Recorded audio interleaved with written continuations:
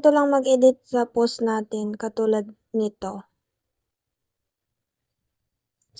Sa picture. Ganyan ang gawin natin. Ganito lang. Facebook.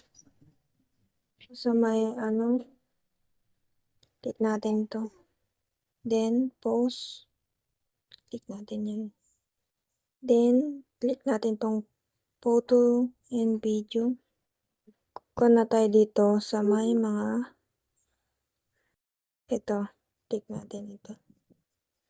Then para magkaroon ng ganon, click natin ito. Click natin dito sa may sticker. Then ito sa may picture dito banda. Mag-add lang tayo dito. Ito. Natin yan. Click mo. Click.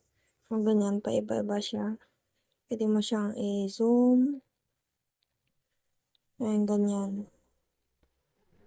Ganyan. Kung gusto mong dagdagan, click natin ito. Ulit. Then, ganon din. Click natin ulit yan. Ganyan. Ganyan. O, pwede mo naman yan. Iba-ibain niya. Ganyan. Magdagdag ka pa kung gusto mo pang magdagdag. Yan. Ayan. So, ganun lang kadali. At pwede mo siyang i-done. Depende kahit ilan na ilagay nyo dito. Na i-edit nyo, pwede na.